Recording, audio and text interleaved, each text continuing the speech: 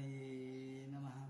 धर्माचा जणू मूर्तिमान पुतळा, धर्माचा जणू मूर्तिमान पुतळा, भासे जना भूवरी, भासे जना भूवरी. दीक्षा देऊन जो जगतिया, दीक्षा देऊन जो जगतिया, बद्धास हो उद्धरी, बद्धास हो उद्धरी. वाणीने वदता भागवती कथा, वाणीने वदता भागवती कथा, व्यासा प्रती भासला, व्यासा प्रती भासला. तो हा गुरु श्री जनार्दन असा, तो हा गुरु श्री जनार्दन असा, पाटांगणी शोभला, पाटांगणी शोभला. सद्गुरुनाथ महाराज की जय. हरे नमः. श्री भगवानाचं योग आध्यात्मिक पुंसा मतो निश्चय सायमे अत्यंतोपरतिर्यत्र दुःखस्य च सुखस्य च. भगवान वेदव्यास वर्णन करून सांगू लागले. शुकाचार्य राजा परीक्षितीला सूत शौनकादिकाला सांगतात आणि इकडे मैत्रेय आणि विदुर यांचा संवाद चाललेला आहे. काल आपण जे चिंतन केलं अर्धा पाऊण घंटा, ते चिंतन अनेकांच्या पर्यंत केवळ ध्वनीच्या अडचणीमुळे व्यत्ययामुळे कानापर्यंत आलं नाही, गेलं नाही. तेव्हा या दृष्टीने आपण आज पुन्हा त्याचं नव्याने चिंतन करूया. तेव्हा आज कपिल महामुनी यांच्या ज्ञानाचं चिंतन आपण करणार आहोत. मैत्रेय म्हणतात, विदुरा, आईनं प्रश्न उपस्थित केला की मी अत्यंत या ऐंद्रिय पातळीवरच्या गोष्टीमुळे मी व्यथित आहे. इंद्रिय माणसाला ओढतात, असे ओढतात. खरं म्हणजे इंद्रिय आपलेच आहेत. कान, डोळे, नाक, हात, पाय सगळं आपलेच इंद्रिय आहेत. परंतु आपल्याला असे ओढतात की जशी लांडगे तोड आहे. प्रत्येक जणाला, प्रत्येक इंद्रियाला वाटते की माझं सुख हे महत्वाचं आहे, मला सुख मिळालं पाहिजे. प्रत्येक जण आपल्या आपल्या स्वार्थाच्या दृष्टिकोनातून आपल्या आत्म्याशी भांडत आहे. तेव्हा मला यातून मुक्ती पाहिजे. आणि तुझं दर्शन झालं, तू प्रत्यक्ष भगवान आहेस. आणि एखाद्या आंधळ्या माणसाला अचानक दृष्टी यावी आणि त्याला सूर्य दर्शन व्हावं, तसं माझं झालेलं आहे. तेव्हा तू प्रत्यक्ष माझ्यासाठी सूर्य म्हणून आणि माझा दृष्टीचा डोळा म्हणून या ठिकाणी माझ्यासमोर उपस्थित आहेस. तेव्हा येन संभाव्यमानेन प्रपन्नाम धंतवा प्रभो, तू माझ्यासाठी आंधळ्याला एक डोळा मागावा आणि 2 डोळे आंधळ्याला देवानी द्यावेत, त्याप्रमाणे तू माझ्यासमोर उपस्थित आहेस. तेव्हा मला आता हे ज्ञान सांग. असं म्हटल्यानंतर भगवान म्हणतात, हे आई, योग आध्यात्मिक पुसा मतो निश्रेयसाय मे. निश्रेयस माणसाला जर प्राप्त करायचा असेल, निश्रेयस म्हणजे प्रत्यक्ष मोक्ष, हा मोक्ष माणसाला प्राप्त करायचा असेल तर तो अत्यंतोपरतिर्यत्र दुःखस्य च सुखस्य च. सुख आणि दुःख याच्या पलीकडे गेलं पाहिजे. सुख आणि दुःखाची ही जी नदी आहे, त्या नदीच्या पार गेल्याशिवाय आपल्याला आत्यंतिक कल्याणाचा मार्ग गवसणार नाही. आपण अलीकडच आहे, अलीकडच्या तीरावरच आपण संपूर्ण आपलं जीवन व्यतीत करतो आणि आपल्याच ऐंद्रिय पातळीवरच्या सुखाच्या मागे लागतो. पण जोपर्यंत आपण पलीकडे जात नाही, पहिलं तीरावर जात नाही, तोपर्यंत या पारमार्थिक सुखाची, आध्यात्मिक सुखाची, निश्रेयसाची प्राप्ती होणं शक्य नाही. आणि म्हणून तमिमम ते प्रवक्ष्यामी. मग आता या सुखदुःखाच्या पलीकडे कसं जायचं ते मी तुला सांगतो. ऋषीणाम श्रोतुकामानाम योगम सर्वांग नैपुणम. हा योग मी तुला सांगतो. हा कोणता योग आहे? हा भक्ती योग आहे. ज्याने चेतः खल्वस्य बंधाय मुक्तये चात्मनो मतम गुणेषु सक्तम बंधाय रतम वा पुंसी मुक्तये. एका नेमक्या ठिकाणी कपिलाचार्य आलेले, ते म्हणतात, माणसाला जर मुक्त व्हायचं असेल तर गुणेषु सक्तम बंधाय, गुणाच्या पलीकडे गेलं पाहिजे. गुण शब्दाचा संस्कृत मध्ये अनेक अर्थ आहेत. त्यापैकी गुण म्हणजे दोरी, हा एक अर्थ आहे. आपल्याला बांधलेलं असतं कशाने? दोरीने. जोपर्यंत आपण ही दोरी सोडून पुढे जात नाहीत तोपर्यंत आपल्याला मुक्ती मिळत नाही. हे जसं लौकिक उदाहरण आहे. दोरीने बांधलंय. मग तुम्हाला दोरी सोडवावी लागेल. ही कोणती दोरी आहे? ही दोरी आहे गुणाची. गुण कोणते? त्रिगुण आहे. सत्व रजत तम हे त्रिगुणांमध्ये माया प्रगट झालेली आहे. हे मायेचे गुण आहेत. गुणमयी माया. माया ही गुणमयी आहे. गुणांचे सगळे नाव आपल्याला मायेचे दिसतात किंवा स्त्रीलिंगी दिसतात. मुदिता, नम्रता, त्याचप्रमाणे आपण जे जे गुण प्रगट करतो, नम्रता आहे, शूरता, त्याचप्रमाणे मुदिता, हे सगळे स्त्रीलिंगी रूप आहेत.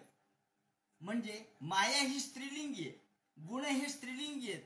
आपण या गुणामध्ये गुंततो आणि या गुणात गुंतल्यामुळं आपल्याला बंधन प्राप्त होतं. बंधन आणि मुक्ती हा मनाचा विषय आहे. मन अडकलं की बंधन आणि मन मुक्त झालं की मुक्ती आहे. फार अवघड करायची गरज नाही. मनावर सगळा संसार अवलंबून आहे. मनावर परमार्थ आहे, मनावर संसार आहे. बंधनात अडकणारही मनच आहे. जसं उमरा असतो. उमरा काय करतो? हा उमरा आपण घराच्या दारामध्ये उमरा लावतो, आतमध्ये आणि बाहेर. आता जेव्हा आपण एक पाऊल बाहेर टाकतो, एकच पाऊल टाकलं, आपण म्हणतो घराच्या बाहेर आलो, आणि एकच पाऊल घरात टाकलं, घरात आलो. आता घरात आणि बाहेर याच्यात फक्त उमराच आडवा आहे. उमरा काय वीतभराचा तो उमरा आहे, पण एका भीतीने अंतर किती केलंय? बाहेर आणि आत एवढं अंतर केलंय. पण आपण जेव्हा या उमऱ्यामध्ये दिवा लावतो तेव्हा ते दोन्हीकडे तो प्रकाश देतो. तो बाहेरही प्रकाश देतो आणि आतही प्रकाश देतो. तसं मन हे उमऱ्यासारखे. ते विषयासक्त झालं की ते घरात आलं, आणि विषयापासून बाजूला गेलं की ते बाहेर गेलं, विषयाच्या बाहेर गेलं. याला सांख्य तत्वज्ञान असं म्हटलेलं आहे. आता हे सांख्य तत्वज्ञान काय आहे या संबंधीचं विवरण थोडंसं करूया. सांख्य म्हणजे काय? जड आणि चेतन याच्यातला फरक सांख्याने करून दिलेला आहे. जड म्हणजे काय आणि चेतन म्हणजे काय. आणि सांख्य तत्वज्ञान जगातलं पहिलं तत्वज्ञान आहे. हे मी अभ्यासपूर्वक सांगतो. जगामध्ये सगळ्यात पहिल्यांदा तत्वज्ञान कोणतं प्रगट झालं तर सांख्य. सांख्य हे मूलभूत तत्वज्ञान आहे. हा एक मुद्दा. आणि दुसरी गोष्ट अशी की आजही शास्त्रीय दृष्टिकोनातून सांख्य हे आपल्याला सायंटिफिक दिसतं. पूर्णपणे शास्त्रीय आधार त्याला आहे. आज कितीही शास्त्र पुढे गेलंय, विज्ञान किती पुढे गेलंय, परंतु विज्ञानाचा गाभा म्हणजे सांख्य तत्वज्ञान आहे. सांख्य तत्वज्ञानाने वैज्ञानिक दृष्टिकोनातून सगळी मांडणी केलेली आहे. मग ती या सृष्टीची उत्पत्तीची मांडणी सुद्धा वैज्ञानिकच आहे. याच्या पलीकडे आजही कोणतंच शास्त्र जाऊन शकलेलं नाही सांख्याच्या पलीकडे. आणि सांख्य हे कधी होऊन गेले? सांख्याचार्य इसवी सन पूर्व 2रं शतक. तेव्हा इतक्या प्राचीन काळापासून हे तत्वज्ञान आपल्या भारतामध्ये आहे. यावर शंकराचार्यांनी सुद्धा भाष्य केलेलं आहे. त्याप्रमाणे मिश्रांनी सुद्धा भाष्य केलेलं आहे. आणि हे ज्या पद्धतीने हे सगळे आपल्याला भाष्य दिसतात, साहित्य दिसतं. हे सांख्य म्हणजे काय तर जड आणि चेतन याच्यातला फरक म्हणजे सांख्य. महाभारतकारांनी परिसंख्यानम असा शब्द वापरला, त्याग करणे या अर्थाने. विवेक ज्ञानानंतर त्याग करणे हा अर्थ आहे. विवेकाचं ज्ञान, विवेकाने आपल्याला ज्ञान झालं की आपण प्रपंचातल्या वस्तूला बाजूला सारतो, त्याग करतो. जसं लहान मुलगा आहे, लहान सगळ्या गोष्टीशी खेळतो. लहान मुलगी बाहुलीशी खेळते, लहान मुलगा चेंडूशी खेळतो, विटूदांडूशी खेळतो. पण थोडा मोठा होऊ द्या, 15-16 वर्षाचा झाल्यावर त्याला सांगितलं हा घे तुझा विटीदांडू, तो म्हणतो विटीदांडू काय घ्यायचंय, मला आता अभ्यास करायचा. या मुलीला म्हटलं की आता ही घे बाहुली तुझी, ती म्हणजे या बाहुलीला घेऊन काय करू, माझं आता लग्न झालंय, मला खरा संसार करायचा. ती त्यागते का? ज्ञान झाल्यावर. ज्याप्रमाणे आपण बालवयातून तारुण्यात आल्यावर आपल्या बालवयातल्या वस्तूचा त्याग करतो, त्याप्रमाणे आपण सुद्धा जीव या अवस्थेत आलो. ही अवस्था जशी बाल्य अवस्था आहे तशी जीव सुद्धा अवस्था आहे. ही अवस्था जेव्हा आपण त्यागून टाकतो तेव्हा आपण शिवापर्यंत जाऊन पोहोचतो. पण अवस्थेचा त्याग तर करावा लागेल. का म्हातारं झालं तरी गोट्यात जर खेळत बसलं तर लोक हसतील ना. म्हणून तुम्ही तुमच्या वयानुसार जशी निवड करता त्याप्रमाणे आपल्याला प्रपंच सुद्धा त्यागता आला पाहिजे विशिष्ट वयानंतर. म्हणून प्रकृतीहून आपण वेगळे आहोत हे कळलं पाहिजे. प्रकृतीला दूर सारणं म्हणजेच सांख्य. सांख्याचा दुसरा अर्थ असा आहे, संख्या म्हणजे बुद्धी, बुद्धिगम्य ज्ञान. षष्ठी तंत्र हा ग्रंथ त्याच्यावर आधारलेला आहे. हा ज्ञानाचा संग्रह आहे सांख्य. तिसरा अर्थ असा आहे की सांख्य म्हणजे संख्या मोजणे. किती संख्या आहे? 24, 23, 25, 26 अशा तत्वाची संख्या या ठिकाणी केलेली आहे. आणि मूल तत्वाचं वर्गीकरण या ठिकाणी केलं. मूल तत्व म्हणजे सगळ्यात मुख्य तत्व कोणते ह्या जगाच्या मध्ये, हे मुख्य तत्व मूल तत्व रूपाने आपल्याला दिसतात. या मूल तत्वाचा विचार आपल्याला 24 तत्वाच्या अनुषंगाने करण्यात आलेला आहे आणि 25वा काल आहे असं म्हटलंय. सांख्य म्हणजे ज्ञानमार्ग असं भक्ती आपल्याला भगवद्गीता सांगते. सांख्य म्हणजे ज्ञानमार्ग. सम्यक ख्यायते अनेन इति असं सांख्य शब्दाचं आपल्याला विवरण करता येतं. सम्यक ख्यायते, ख्यायते म्हणजे ज्ञान. सम्यक अशा प्रकारचं ज्ञान ज्याला प्राप्त होतं त्याला सांख्य असं म्हणावं. संख्याम प्रकुर्वते चैव प्रकृतीम चैव प्रचक्षते. आणि म्हणून ही संख्यात्मकता, चिंतन करणं, तत्व मोजणं या अर्थाने सुद्धा महाभारतामध्ये शांती पर्वात सांख्य शब्दाचा अर्थ आलेला आहे. तेव्हा सांख्य शब्दाचे अर्थ किती आहेत ते आपण पहिल्यांदा बघितले. सांख्य म्हणजे मोजणे हा एक अर्थ आहे. सांख्य म्हणजे ज्ञान हा दुसरा अर्थ आहे. सांख्य म्हणजे प्रकृतीपासून आपल्याला बाजूला करता आलं पाहिजे, वेगळं करणे म्हणजे सांख्य. परिसंख्यानम याप्रमाणे आपल्याला दर्शन, किती प्रकारचे दर्शन आहेत. ज्ञानेश्वरांच्या गणपतीच्या 6 हातामध्ये 6 गोष्टी दिलेल्या आहेत. 6 हातांचा गणपती देखा षड्दर्शने म्हणपती तेची भुजांची आकृती. 6 दर्शन आहेत. भारतीय तत्वज्ञान 4 वेद आहेत, उपनिषद आहेत, प्रमुख 10 आहेत. दशोपनिषदो गावो. तेव्हा 10 उपनिषद प्रमुख आहेत, बाकी तसे 108 आहेत, पण 10 आहेत मुख्य. 4 वेद, 10 उपनिषद आणि 6 शास्त्र ज्याला म्हणतात आपलं तत्वज्ञान, षटशास्त्री. हे 6 दर्शन, 6 शास्त्र कोणते? न्याय, वैशेषिक, पूर्वमीमांसा, उत्तरमीमांसा म्हणजेच वेदांत. त्याचप्रमाणे जैन, बौद्ध हे देखील दर्शनच मानलेले आहेत. पूर्वमीमांसा जैमिनींनी सांगितली, न्याय हा गौतमांनी सांगितला, वैशेषिक हे कणादांनी सांगितलं आणि चार्वाकांनी एक स्वतःचं वेगळं तत्वज्ञान मांडलं. जैन आणि बौद्धांनी त्यातला काही भाग उचलला. आता कपिल महामुनींनी जे ज्ञान सांगितलं त्याला आपण सांख्य तत्वज्ञान म्हणतो. हे कपिल महामुनींनी आईला सांगितलं. आता कपिल महामुनींचे सगळे सूत्र आज उपलब्ध नाहीत. उपलब्ध कपिल महामुनीचा शिष्य होता आसुरी नावाचा. त्या आसुरीनी पंचशिख नावाच्या शिष्याला सांगितलं आणि पंचशिखनी ईश्वर कृष्णाला सांगितलं. फक्त ईश्वर कृष्णाचे सूत्र उपलब्ध आहेत सांख्य तत्वज्ञानाचे. आणि म्हणून आपण भागवतातील सूत्रांच्या अनुसार किंवा तत्वज्ञानाच्या अनुसार आणि ईश्वर कृष्णाच्या तत्वज्ञानाच्या अनुसार याचा विचार करणार आहोत.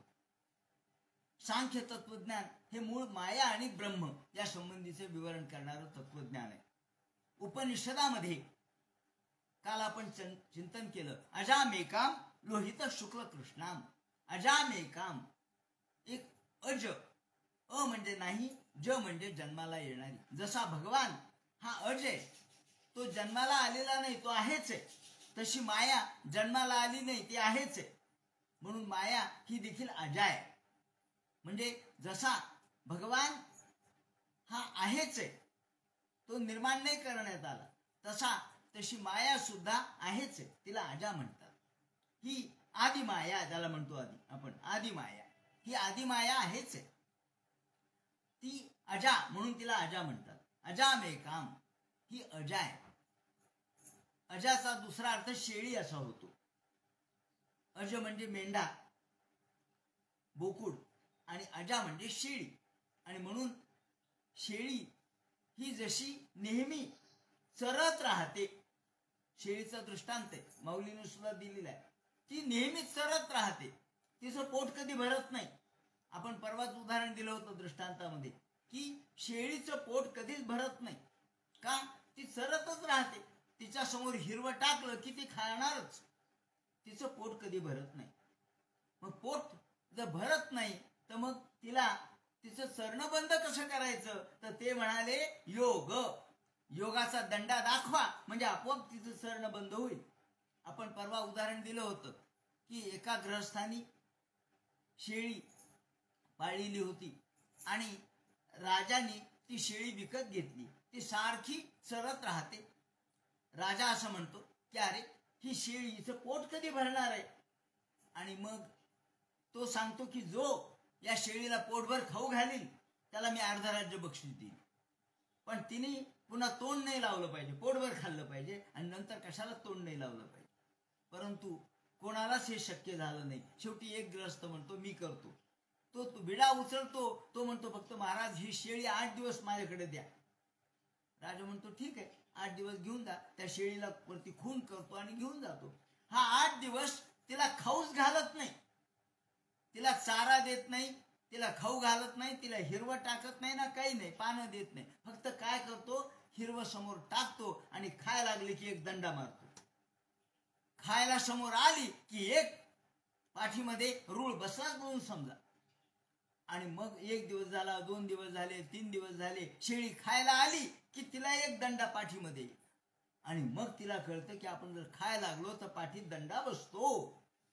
मग मात्र शेळी समोर हिरवं टाकलं तरी खाईना असं झाली, कारण दंड्याची भीती. मग तो म्हणतो 8 दिवसानंतर महाराज या शेळीला पोटभर खाऊ घातलंय, मला अर्ध राज्य द्या. तो म्हणून खाऊ घातले, मी आता हिरवा आणलं तर पामणे आणून. तो लुसलुशीत हिरवा गवताचा पाला आणतो. त्याप्रमाणे हे तिला आवडणाऱ्या बोरीची पानं, त्याप्रमाणे बाभळीचे पानं सगळे आणतो, हिरवे लुसलुशीत.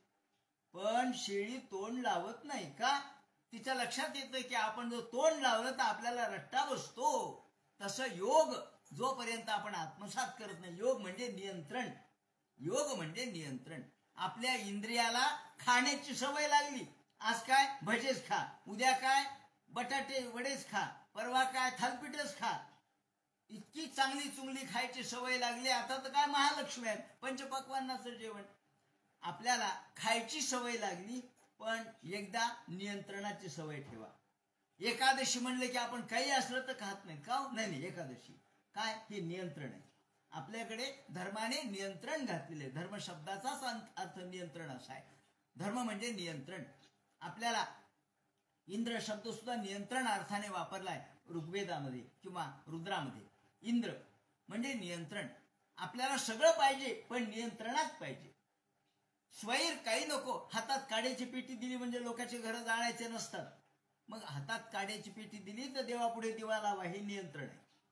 म्हणून आपल्या इंद्रियाचं दमन करायचं म्हणजे योग. आणि म्हणून ते म्हणतात हे आई तुला मी आता योग मार्ग सांगतो. आणि ही जी अजा आहे, आता उदाहरण आपण शेळीचं का दिलं तर शेळी म्हणजे अजा म्हणजे माया. अजा म्हणजे माया, अजा म्हणजे शेळी. ते शेळीला आपण धाक दाखवल्याशिवाय ती गप्प बसत नाही. आपल्याला आपल्या नियंत्रणाचा धाक दाखवावा लागेल. आणि म्हणून अजामेकाम लोहित शुक्ल कृष्णाम. कोणत्या रंगाची? शुक्ल पांढऱ्या, कृष्ण काळ्या आणि लाल. हे लाल, पांढरा आणि काळ म्हणजे सत्व रज तम. सत्व म्हणजे पांढरं, लाल म्हणजे रजोगुण आणि कृष्ण म्हणजे तमोगुण. अशा 3 वर्णाची ही माया आहे. आणि पुरुष सुद्धा अजा हे कोजुष मानून शेते जहा तेचा मुक्त भोगाम जो न्याहा. श्वेतश्वेतर उपनिषदात म्हटले की अज म्हणजे भगवान किंवा पुरुष आणि अजा म्हणजे माया. अजामेकाम लोहित शुक्ल कृष्णाम भव्य प्रजा सृजमानाम स्वरूपाः. आणि या मायेचं वैशिष्ट्य काय? उपनिषदकार सांगतात भव्य प्रजा सृजमानाम स्वरूपाः. प्रजा निर्माण करणं, आपल्यासारख्या अनेक प्रजा निर्माण करणं हे मायेचं कार्य आहे. आणि पुरुषाचं कार्य कोणतं आहे? अजाहे को जुषमाणू नुशेते, उपभोग घेणे हे पुरुषाचं काम आहे. कारण पुरुष हा भोगासाठी पण नंतर त्यागासाठी निर्माण झालेला आहे. भोग भोगून त्यागाचा आपण स्वीकार करावा. त्याप्रमाणे प्रकृती आणि पुरुष ही दोन तत्व त्या ठिकाणी महत्वाची आहेत. आता ते म्हणतात दुःखस्य सुखस्य. दुःख आणि सुख ह्या द्वंद्व आहे. द्वंद्व म्हणजे दोन गोष्टी, सुख आणि दुःख. पण द्वंद्वाच्या पलीकडे निर्द्वंद्व अवस्थेत जा. निर्द्वंद्व, जिथे द्वंद्व नाही, जिथे द्वैत नाही. दुःख द्वैतात आहे. दोनपणा जिथे आहे, द्वैत आहे तिथं दुःख आहे. द्वंद्व आहे तिथं दुःख आहे. द्वंद्व आहे तिथं संघर्ष आहे. द्वंद्व म्हणजे काय? द्वंद्व युद्ध. द्वंद्व म्हणजे दोघांचं. जेव्हा दोन शब्द आले की तिथे तुझं माझं सुरू झालं. दोन आले की तिचं स्वार्थ आणि माझा स्वार्थ हे सुरू झालं. म्हणून द्वंद्व शब्दाचा अर्थ दोन. आणि दोन म्हणजे भांडण. हे भांडण सुख आणि दुःखाचं भांडण. याच्या पलीकडे जा. द्वंद्वाच्या पलीकडे जेव्हा जाऊ तेव्हा आपल्याला निर्द्वंद्व अवस्था प्राप्त होते. द्वैताचा दुष्काळ निवृत्तीनाथ महाराजांनी एका अभंगात म्हटलंय, अद्वैताच्या घरी द्वैताचा दुष्काळ. अद्वैताच्या घरी कोण आलं? द्वैत आलं. मग ते संसार उपाशी मेला रया. संसार उपाशीच मेला का? अद्वैताच्या घरी द्वैतच नाहीये. आणि द्वैत नाही, द्वैताचा जर दुष्काळ असेल तर संसार टिकत नाही. संसार कशावर चालतो? द्वैतावर. द्वैत म्हणजे दोन. जसं दोन चाकावर गाडी चालते त्याप्रमाणे दोन चाकावर संसार चालतो. आपल्याला दोन डोळे, दोन कान, नाकाच्या दोन नाकपुड्या, हे दोन दोनच आहे. हे दोन दोन आहे म्हणूनच आपण सांसारिक आहे. यातून दोन डोळे, दोही डोळा एकी धृती. पण या दोन डोळ्यातून एकत्व पाहायला पाहिजे. दोन डोळे आहेत म्हणून आपल्याला दोन दोन दिसतं का? नाही दिसत. का हो? दोन डोळे आहेत ना, मग दोन दिसायला पाहिजे. नाही, दोन डोळे आहेत पण दृष्टी एक आहे. दोन कान आहेत पण श्रुती एक आहे. दोन्ही कानी एकी श्रुती. शब्द उच्चारल्याबरोबर दोन कानाने दोनदा ऐकू येत नाही, एकदाच ऐकू येतं. दोही ओठी एकी गोठी. ओठ दोन आहेत पण उच्चार एक आहे, परिणाम एक आहे. अंतिमतः एकत्वाकडे गेलं पाहिजे, हे सूत्र आहे. म्हणून संसार दोनातून निर्माण होतो. पती आणि पत्नी हे दोन आहेत. पण उद्या तुम्हाला दाम्पत्य जेवायला बरं का, असं जर कुणी म्हटलं, बर ठीक आहे, मग तो बायकोला म्हणतो उद्या मला जेवायला सांगितलं. ते काय म्हणले? तुम्हाला सांगितलंय का मला? तुम्हाला दोघांना? नाही, तुझं नावच घेतलं नाही. दाम्पत्य जेवायला. दाम्पत्य म्हणजे काय होतं? दाम्पत्य शब्द एक आहे पण अर्थ दोन होतो. म्हणून शब्द एक आहे. जायापती दंपती अशी त्याची व्युत्पत्ती सांगतात. जाया आणि पती मिळून दंपती शब्द तयार झाला. म्हणजे दोघांमध्ये एकत्व पाहिजे. नवरा बायको दोन आहेत पण दोघांच्या मध्ये मन एक पाहिजे, दोघांचे विचार एक पाहिजेत, तर संसार नीट चालतो. नाही तर एकाची एक म्हणतो माझं खरं, ती म्हणते नाही माझंच खरं, मग संसार होणार नाही. म्हणून ते म्हणतात गीता जाई पूर्वेकडे आणि टीका चढे पश्चिमेकडे. एक जण पूर्वेकडे चाललाय, दुसरा पश्चिमेकडे चाललाय. तर दोन पाय आहेत, दोई पायी एकी गती. दोन पाय आहेत पण गती मात्र एक आहे. एक पाय पूर्वेकडे चालला आणि एक पाय पश्चिमेकडे असं होत नाही. का? दोघांचं ऐक्य. आणि म्हणून पुरुष आणि प्रकृती हे दोन आहे. हे दोन म्हणजे द्वंद्व सांगितलंय. पण द्वंद्व कसं सांगितलंय? एकमेकावर अवलंबून असलेलं द्वंद्व सांगितलंय. हे सांख्यशास्त्राचा गाभा आहे. सांख्यशास्त्राचा गाभा हा आहे की दुःख त्रयाभिघातात. हे जे दुःख आहे आपल्याला प्राप्त होणार, आत्यंतिक दुःखाची निवृत्ती करायची असेल तर आपल्याला दुःख का निर्माण झालं याचं कारण शोधावं लागेल. साधी गोष्ट आहे. आपल्याला दुःख होतं, मग दुःख होतं तर का झालं दुःख? एखाद्याला एक रोग झाला, मग का झाला रोग? रोग झाला, काय खोकलाच यायला, काय खाल्लं, आंबट खाल्लं का? आंबट खाल्लं, हो आंबट खाल्लं. त्याचप्रमाणे तेलकट तुपकट खाल्लं, मग खोकला येणार. म्हणजे दुःखाचं कारण काय? आंबट खाणे. तसं तुम्हाला जे दुःख आहे, 3 प्रकारचे दुःख आहे. एक आध्यात्मिक, अधिदैविक आणि अधिभौतिक. दुःख त्रयाभिघातात. या ठिकाणी सांख्यशास्त्र सांगतं दुःख त्रयाभिघातात. 3 दुःख. आता या 3 दुःखातून आपल्याला त्याच्या निवृत्तीचे उपाय सांगावे लागतील. आधी दुःखाचं कारण सांगितलं, मग त्याच्या निवृत्तीचे उपाय कोणते? ते निवृत्तीचे उपाय मग निदान करावं लागेल. हे निदान कोणतं? औषधोपचार हे निदान आहे. तर द्रव्य, रजोगुण, तमोगुण आणि सत्वगुण या 3 गुणांनी युक्त असलेली माया आपल्याला या ठिकाणी पंचमहाभूत, दिक्, काल, आत्मा, मन हे द्रव्याश्रयी असलेले गुण दिसतात. जे गुण आहेत ते द्रव्यावर आश्रय म्हणजे द्रव्याचा आश्रय करणारे असतात. कोणतेही गुण द्रव्याला सोडून नसतात. द्रव्य 9 प्रकारचे मानलेले आहेत. सांख्य शास्त्र असं सांगतं की 9 प्रकारचे जे द्रव्य मानलेत, विशेषतः न्यायाचार्यांनी म्हणजे गौतमानी यांचं विवरण केलेलं आहे. 9 प्रकारचे द्रव्य आहेत. पंचमहाभूत हे 5 झाले. दिक् म्हणजे दिशा, काल, आत्मा आणि मन हे 9 नवांशी एवढे 9 द्रव्य आहेत. आणि या 9 द्रव्याला गुण म्हणजे बदल. गुण नेहमी बदलतात. जे परिवर्तित होतात त्यालाच गुण म्हणतात. जे परिवर्तित होत नाही त्याला गुण म्हणत नाहीत. कारण गुण हे मायेचं लक्षण आहे आणि माया परिवर्तनशील आहे. त्यामुळं गुण हे बदलतात.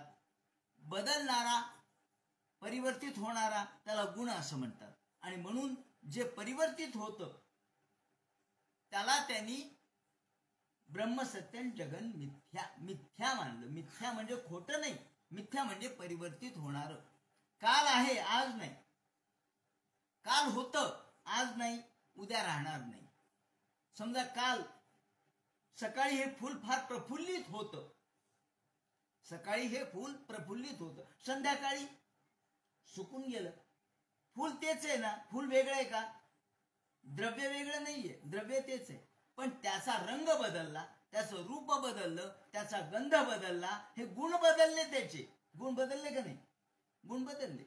जो सकाळी जे फ्रेश होतं, टवटवीत होतं, ते मलूल झालं. गुण बदलला. म्हणजे माया आहे, माया बदलते, ती परिवर्तनशील आहे. आणि त्यामुळं द्रव्य हे कायम असतात, या ठिकाणी ते स्थिर असतात. आणि माया किंवा गुण बदलतो. त्याप्रमाणे या ठिकाणी ते म्हणतात की हे आपल्याला दुःख जे 3 प्रकारचे, जे 3 प्रकारचे अधिदैविक, अधिभौतिक आणि आध्यात्मिक असे 3 दुःख आहेत. जिज्ञासा तदबघातके. आपल्याला हे या दुःखातून जर बाहेर जायचं असेल तर त्यासाठी दुःख निवृत्तीचे उपाय पाहिले पाहिजेत.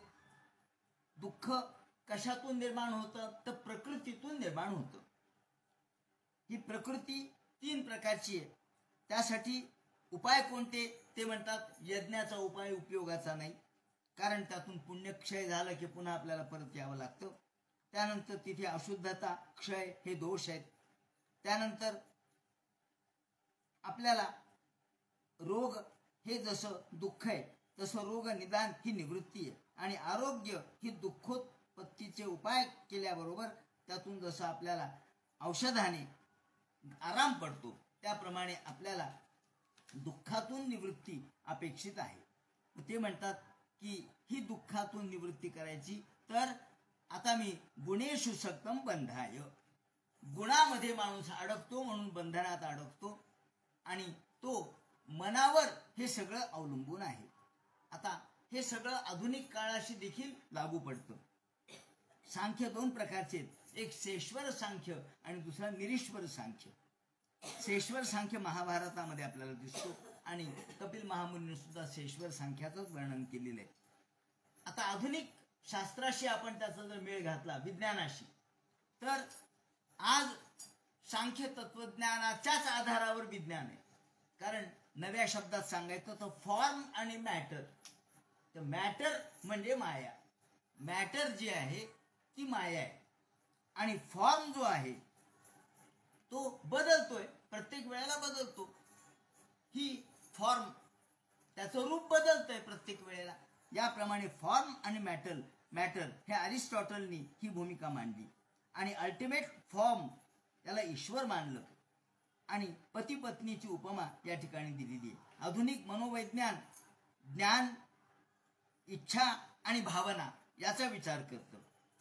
ज्ञान म्हणजे सत्व गुण, इच्छा म्हणजे रजोगुण आणि भावना म्हणजे तमोगुण.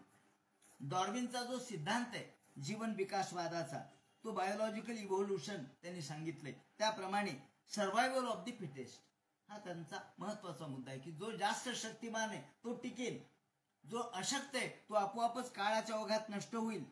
त्याप्रमाणे माणसाला जगण्याची धडपड आहे, इच्छाशक्ती माणसामध्ये आहे. मी असावं असं प्रत्येकाला वाटतं आणि म्हणून या जगाच्या सर्व घडामोडीमध्ये बऱ्याचशा क्रिया ह्या अपरिवर्तनशील आहेत. भौतिक पदार्थाचं रूपांतर होतं, अनुपयुक्त उष्णतेमध्ये होतं, परिवर्तित होतं ना. आपण समजा अग्नी लावला, मग त्याची राख होईल, म्हणजे अग्नी नष्ट झाला पण त्याची राख झाली, राखही नष्ट झाली, त्याचं सी म्हणजे कार्बन मध्ये रूपांतर होईल आणि कार्बन हे वायू रूप आहे, ते कुठं नष्ट झालं. म्हणजे जगात निर्माण होणारी कोणतीच गोष्ट नष्ट होत नाही, हा आजचा विज्ञान देखील मान्य करतं, जे सांख्यशास्त्राने मान्य केले. की आधीच सांगितलं की जे निर्माण झालं ते नष्ट होत नाही. मग काय नष्ट होतं? फॉर्म बदलतो, आकार बदलतो, रूप बदलतात आणि त्याचं मूळ तत्व मात्र कायम राहतं. हे रूपांतर, भौतिक पदार्थाचं रूपांतर अनुपयुक्त उष्णतेमध्ये होतं, असं थर्मोडायनेमिक्सचा एक सिद्धांत आहे.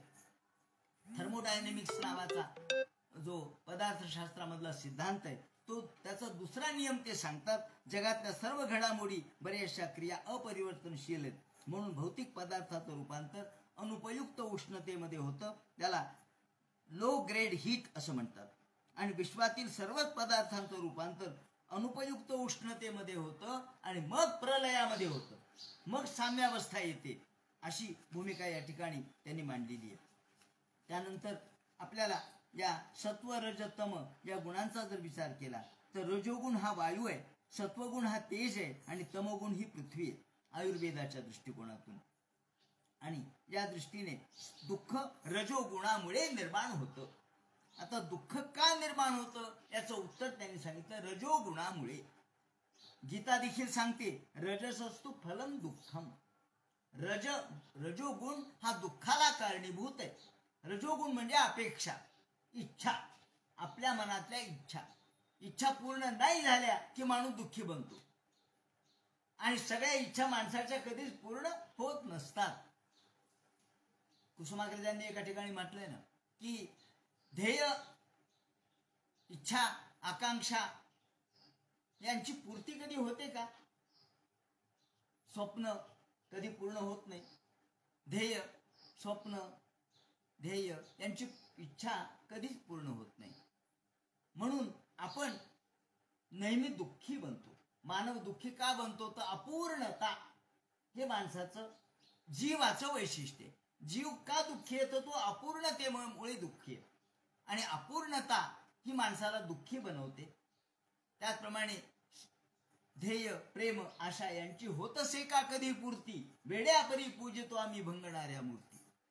तेव्हा मूर्ती कधी ना कधीतरी भंगणाऱ्याच आहेत, पण तरी आपण मूर्ती पूजा करतो, मूर्तीमध्ये देव मानतो, पण मूर्ती भंगणाऱ्या आहेत हे लक्षात ठेवलं पाहिजे. म्हणजे शेवटी आपल्याला याचा विनाश आहे. हे आपण जे जे भोगतो ते भोग नष्ट होणार आहेत याची जाणीव पाहिजे. म्हणून आपण रजोगुण हा प्रकृतीचा नित्य घटक आहे. दुःख हे नित्य आहे. प्रकृतीचा नित्य घटक रजोगुण आहे. प्रकृतीचा नित्य घटक रजोगुण असल्यामुळं रजोगुणातून दुःख होतं, म्हणून दुःख नित्य आहे. पण यातून बाहेर जर पडायचं झालं तर आपल्याला गुणाचा त्याग करावा लागेल आणि दुःख नष्ट करण्यासाठी विवेक ज्ञानाने हे नष्ट होऊ शकतं. हे विवेक ज्ञानाने नष्ट होतं. विवेक ज्ञान शेवटी त्यांनी ज्ञानान मोक्षा असं म्हटली कल्पना आहे. बौद्ध यांनी देखील स्वरूपतः व्याधी म्हणजे व्रण, परिणामतः कुपथ्य आणि संस्कारतः म्हणजे वासना. बौद्धांनी देखील 3 प्रकारचे दुःख मानलेले आहेत. एक स्वरूपातः, व्याधी या रूपात. आपल्याला व्याधी झाली, काही आपल्या शरीरावरती काही व्रण निर्माण झाले, व्याधी झाल्या, काही कांजण्याचा आल्या, हे व्याधीच आहेत. मग त्या स्वरूपतः दुःख आहे. त्यानंतर परिणामतः दुःख काही असतं. आधी खाताना बरं वाटतं पण त्याचा परिणाम वाईट. मिरची खाताना बरी वाटते पण परिणाम वाईट, म्हणून ते म्हणतात परिणाम दुःख कुपथ्याने.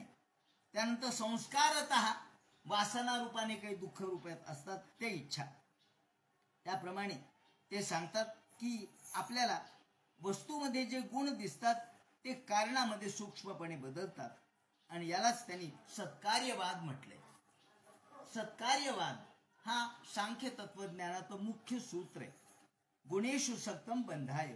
ते म्हणतात आपल्याला गुणातून मुक्ती प्राप्त करायची असेल तर आपल्याला गुणाचा त्याग करावा लागेल. गुण कोणते? हे त्रिगुण, सत्व रजत तम. या त्रिगुणाचा त्याग करायचा तर आपल्याला मनावर या गुणाचा परिणाम होतो. कारण मन हे एक, त्यांनी जे आपण बघितलं की गुणाचा आश्रय द्रव्य असं ज्याला म्हटलं, तर मन हे द्रव्य आहे आणि त्यामुळे त्या मनाच्या आश्रयाने गुण राहतात. गुण कशाच्या आश्रयाने राहतात? जसं भिंतीवर चित्र काढलं, ते चित्र कशाच्या आश्रयावर आहे? भिंतीच्या. कपड्यावर आपण वेलबुट्टी काढली, कशाच्या आश्रयावर आहे? कपड्याच्या. कपडा हा आधार आहे, कपडा हा आश्रय आहे. तसं मन हे आश्रय आहे आणि या आश्रयावर गुण चिकटून राहतात. गुण असे आपल्याला आश्रय नसेल तर राहू शकत नाही. मग हे जे 10 आपल्याला वेगवेगळे प्रकार दिसतात आणि 9 द्रव्य दिसतात. या 9 द्रव्यापैकी मन हे द्रव्य असल्यामुळं मनावर गुण चिकटतात. जसं आपण बघितलं पंचमहाभूत. मग पंचमहाभूत पृथ्वी, आप, तेज, वायू, आकाश हे पंचमहाभूत आहे. त्याच्यामध्ये गुण आहेत. पृथ्वीचा गुण गंध आहे, तेजाचा गुण प्रकाश आहे म्हणजे रूप आहे. त्यानंतर या वाऱ्याचा गुण गतिमानता आहे, हा स्पर्श हा वाऱ्याचा गुण आहे. हे गुण कशामुळे चिकटले? त्याला पंचमहाभूतामुळे चिकटले. मग तसं पंचमहाभूत, त्यानंतर आत्मा, मन हे सगळे मिळून जे 9 द्रव्य आहेत, त्या 9 द्रव्यांचं विवरण त्यांनी केलेलं आहे. याप्रमाणे ते म्हणतात की या 9 द्रव्यावरती हे तत्वज्ञान टिकून असल्यामुळं 9 द्रव्य पैकी मन एक द्रव्य आहे आणि त्या मनावर आपल्याला या दुःखाचा परिणाम झालेला दिसतो. पंचमहाभूत, दिक म्हणजे दिशा, काळ सुद्धा दुःखाचं कारण आहे. आणि कधी कधी असं होतं की आपण म्हणतो काळच त्याच्यावरती औषध आहे. एखादी खूप दुःखपूर्ण घटना घडते आणि आपण म्हणतो की काळ याला औषध आहे, दुसरं कोणतं औषध नाही. मग जसा जसा काळ जातो दुःख कमी होतं. दुःख कसं कमी झालं? काळ गेला. 1 वर्ष, 2 वर्ष, 5 वर्ष, 10 वर्ष गेले, दुःख कमी झालं. दुःख काळाने देखील कमी होतं, म्हणजे काळ हा देखील त्याला कारण ठरतो. म्हणून पंचमहाभूत, दिक, काल, आत्मा आणि मन असे 9 द्रव्य सांगितले. या 9 द्रव्याच्या आधारावर हे गुण राहतात. मग हे गुण जर मनावर राहत असतील तर आपल्याला मन बदलणं आवश्यक आहे. मन बदलल्याशिवाय, म्हणून या ठिकाणी कपिल महामुनी म्हणतात गुणेषु सक्तम बंधाय रतम वा पुंसी मुक्तये. जसं मन बंधाला कारणीभूत आहे तसंच ते मुक्तीलाही कारणीभूत आहे. मनच बंधालाही कारणीभूत आहे आणि मुक्तीलाही कारणीभूत आहे. दोन्ही गोष्टीला मनच कारणीभूत आहे. एकच जसा उंबरा आत आणि बाहेर या 2 द्वैताला कारणीभूत आहे. बाहेर आणि आत ही संकल्पना कशातून आली? उंबऱ्यातून आली. उंबरा जसा बाहेर आणि आत या 2 शब्दांना, संज्ञांना कारणीभूत आहे, तसं मन बंध आणि मुक्ती याला कारणीभूत आहे. आत आला संसारात बंध, संसारातून बाहेर पडला मुक्त झालं. मन कारणीभूत आहे आणि म्हणून मन एव मनुष्याणाम कारण बंध मोक्षयो हो, असं भगवान सुद्धा आपल्याला उद्धवाला ज्ञान सांगताना सांगतात 11व्या स्कंधामध्ये. की मन एव मनुष्याणाम, माणसाचं मनच फक्त बंधाला आणि मुक्तीला कारणीभूत आहे. बाकी कशावरच दुःख अवलंबून नाही. जर ते बंधनात अडकलं तर संसार आहे म्हणजे दुःख आहे, म्हणजे पुन्हा पुनरपि जननम पुनरपि मरणम हे रहाटगाडग आहे. आणि जर ते संतांच्या सोबत राहिलं, त्यांनी म्हटलंय रतंबा पुंसी मुक्ते, जर ते संतांच्या सोबत राहिलं तर मुक्त होईल. जर हे मन संसारात राहिलं तर बद्ध होईल. म्हणजे आता पुन्हा संगती संग दोषेण, कोणाची संगती धरायची याच्यावर अवलंबून आहे. मनाची संगती कोणाशी लागणार आहे. एक उदाहरण असं दिलं जातं की एकाने 2 पोपट बाळगलेले होते, पाळलेले होते. हे 2 पोपट एका पिंजऱ्यामध्ये होते. नंतर काय झालं, घटना अशी एक घडली की अचानक तिथे चोर आले आणि चोरांनी त्यातला एक पोपट चोरला आणि चोर निघून गेले. दुसरा पोपट तोडून निघून गेला. तो उडाला आणि चोरांनी या पोपटाला धरलं आणि नंतर या चोरांच्या संगतीत हा पोपट राहिला. हा पोपट त्या चोरांच्या संगतीत, आता चोरांच्या संगतीत काय, मारा, धरा, लुटा या प्रकारचे शब्दच हा फक्त पोपट जाणू लागला. मारा मारा लुटा, त्याचप्रमाणे पैसा घ्या, त्याला ठार करा, या प्रकारचे जे दुर्वाक्य, शिव्या, ह्या सगळ्या पोपट ग्रहण करू लागला. दुसरा पोपट तो निघून गेला. तो एका संतांच्या मेळाव्यामध्ये गेला. तिथे दररोज सकाळी रामरक्षा म्हणणं चाललेलं असायचं, वेदमंत्र चाललेले असायचे, गणपती अथर्वशीर्ष चाललेलं असायचं. ते त्याच्या कानावर पडायचं आणि त्याचं जप तो करत राहिला. एकदा एक गृहस्थ तिथून चालला अरण्यातून. जाता जाता जाता त्याला एकदम मारा मारा लुटा, पळा, न्या, हाणा असे आवाज ऐकू आले. हा घाबरला. याला वाटलं चोर आले कायची म्हणून घाबरला आणि पाहिलं तर काय नाही, पोपट होता. अरे म्हणलं हा पोपट आहे. आणि तसाच तो पुढं घाबरत घाबरत पुढे गेला. तो या संतांच्या गावाला गेला. या संतांच्या गावाला गेला तर तिथं तो गणपती अथर्वशीर्ष चाललेलं त्याने ऐकलं. तो म्हणले अरे इथे गणपती अथर्वशीर्ष चाललंय, काय चाललंय बघावं तरी. तर तिथं पोपट. आता हे दोन्ही पोपट एकमेकांचे मित्र होते, एकमेकांचे भाऊ होते. पण एक जण गेला चोराच्या संगतीत, दुसरा गेला संतांच्या संगतीत. आणि हा पोपट शिव्या देऊ लागला आणि तो मात्र मंत्र म्हणू लागला. का? संगती. ते म्हणतात पुंसी मुक्त आहे. मन जर संसारात अडकलं तर ते संसाराचाच विचार करील आणि मन जर आपण संतांच्या सोबत ठेवलं तर ते मुक्तीचा विचार करेल. म्हणून ते म्हणतात अपवर्ग. आपल्याला भगवंताचा मोक्ष पाहिजे असेल तर चेतः खल्वस्य बंधाय मुक्तेच आत्मनोमतम गुणेशोक्तम बंधाय रतम वा पुंसी मुक्तये. तर ते कोणत्या ठिकाणी जावं याच्यावर त्याचं मुक्ती किंवा बंधन अवलंबून आहे. बंधन आणि मुक्ती ही आपल्यावरच अवलंबून आहे. म्हणून असे वयायम प्रकृतीर गुणानान ज्ञानेन वैराग्य विजृंभतेन. ते म्हणतात याप्रमाणे आपल्याला जर मुक्ती पाहिजे असेल तर अहम, मी, माझं हे सोडून दिलं पाहिजे. मी आणि माझं याच्यात अडकलं की ते बंधन आहे. आणि त्यातून मुक्त झालं, मी आणि माझं यातून मुक्त झालं की आपल्याला मलैर विहितम विरहितम, हा जो मनोमळ आहे त्यातून शुद्ध झाल्याबरोबर आपल्याला अदुःख मिती, आपल्याला सुख प्राप्त होईल. इथं सुख शब्दाच्या ऐवजी अदुःख मिती असं म्हटलंय. अदुःखम, अदुःखम, अदुःखम म्हणजे दुःख राहणार नाही. मग त्याला सुख म्हणा किंवा म्हणू नका, पण दुःख राहणार नाही. निरंतरम निर्भेदम आणि मानम सूक्ष्मम अखंडित परिच्छिन्नम. अखंडित अशा प्रकारची जर मानसिक स्थिती आपल्याला अदुःखाची पाहिजे असेल तर यातून आपल्याला साधूंच्या सहवासामध्ये मनाला ठेवलं पाहिजे. साधू सुशीलम देवभूषणम येशाम. आणि वैराग्ययुक्तेन भक्तियुक्तेन च आत्मना. वैराग्य आणि यासाठी ते म्हणतात अशा पद्धतीने आपल्याला जर दुःखाची निवृत्ती करायची आणि सुखाची प्राप्ती करायची तर यातून दोन गोष्टीचा त्याग, द्वैताचा त्याग हाच अपेक्षित आहे. आणि म्हणून सत्कार्यवाद आता काय आहे, सत्कार्यवादाचं स्वरूप कसं आहे, प्रकृती आणि पुरुष म्हणजे काय, त्याने वर्णन जे केलेले ज्ञान वैराग्य युक्तेन भक्तियुक्तेन चात्मना.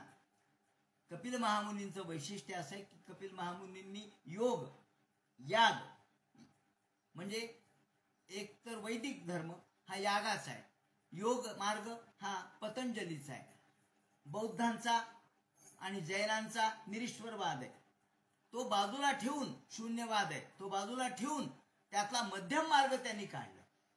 भक्तीला महत्व देऊन त्यांनी योग आणि याग याचा समन्वय घातला. कारण योग मार्गामध्ये पतंजलींनी भक्तीला महत्व दिलं नाही, त्यांनी फक्त आपल्या श्वासावर नियंत्रण करा, त्याप्रमाणे प्राणायाम करा, प्रत्याहार करा आणि समाधीपर्यंत जा. समाधीपादामध्ये त्यांनी वर्णन करताना सांगितलंय की ईश्वराचं प्रणिधानेन वा ईश्वर प्रणिधानेन वा कदाचित असं म्हटलंय. म्हणजे ईश्वराची भक्ती कदाचित शब्दात टाकली. म्हणजे या ठिकाणी योग मार्गामध्ये पतंजलींनी भक्तीला महत्व दिलं नाही, यागामध्ये वैदिक ऋषींनी यज्ञ यागाला महत्व दिलं पण भक्तीला महत्व दिलं नाही. पण कपिलाचार्यांनी योग याग आणि बौद्ध मत या सर्वांचा समन्वय घालून, आता बौद्ध मत नंतर निर्माण झालं तेव्हा याचा सर्वांचा समन्वय साधून भक्तीला महत्व देऊन ते म्हणतात ज्ञान वैराग्य आणि भक्ती. ज्ञान वैराग्य युक्तेन भक्तियुक्तेन चात्मना. ज्ञान वैराग्य आणि भक्ती.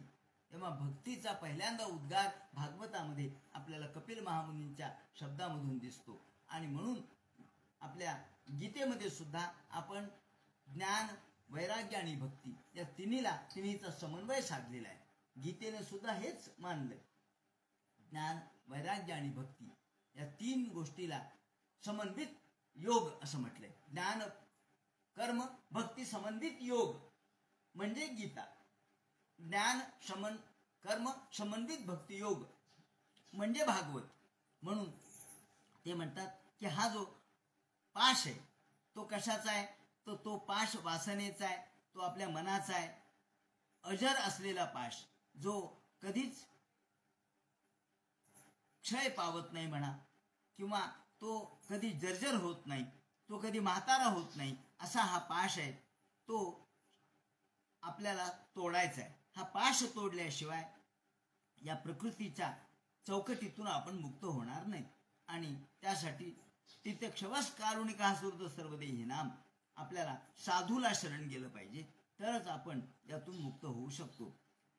म्हणजे याप्रमाणे आता याचं वर्णन करत असताना द्वैत कसं आहे, दिवस आणि रात्र हे जसं अनादी आहे, दिवस संपला की रात्र आहे, रात्र संपली की दिवस आहे, त्याप्रमाणे क्षेत्र आणि प्रकृती, क्षेत्र म्हणजे प्रकृती आणि क्षेत्रज्ञ म्हणजे पुरुष, अशी कल्पना गीतेने सुद्धा मांडलेली आहे. तेव्हा आता गीतेने सांख्य तत्वज्ञानाच्या अनुषंगाने काय सांगितलंय, गीतेमध्ये काय विवरण केलंय, त्याचप्रमाणे या सांख्य तत्वज्ञानाचा मूळ गाभा कोणता, पुरुष आणि प्रकृती. पुरुष अनेक आहेत आणि प्रकृती एक आहे अशी कल्पना केलेली आहे. तेव्हा ही प्रकृती कशी पुरुषाला आपल्या मुक्तीसाठी प्रयत्न कशी करते आणि तो मुक्त व्हावा म्हणून प्रकृती नृत्य कशी करते, खेळ कशी करते, या संबंधीचं जे विवरण करतील तो सगळा भाग उद्या सांगण्यात येईल. या ठिकाणी संत जनी जनार्दन साहित्य आणि तत्वज्ञान हे एक नवीन आपल्या परंपरेच्या अनुषंगाने असलेलं हे माझं पुस्तक नव्याने कालच माझ्या हातात आलं. महालक्ष्मीच्या या मुहूर्तावर या पुस्तकाचं फक्त दर्शन मी या ठिकाणी घडवतो आणि याचं उद्घाटन किंवा प्रदर्शन हे नंतर आपण करूया. त्याप्रमाणे हे संत जनी जनार्दन तत्वज्ञान त्यांच्या साहित्यातलं साहित्य आणि तत्वज्ञान किंवा साहित्य आणि परंपरामध्ये या संपूर्ण पाटंगण मठाची सगळी परंपरा, त्यांच्या सत्पुरुषांच्या सगळ्या रचना, आरत्या वगैरे सगळे यामध्ये विवरण करून हा ग्रंथ मी सिद्ध केलेला आहे. आतापर्यंत जे 40 वर्ष 45 वर्ष मी अभ्यास करत होतो त्याचं हे फलित आहे असं म्हणा. कुंडली कवरदे हर विठ्ठल सीताकांत स्मरण जय जय राम पार्वती पते हर हर महादेव श्री जनार्दन गुरुमूर्ते नमः हरे राम राम राम हरे हरे हरे कृष्ण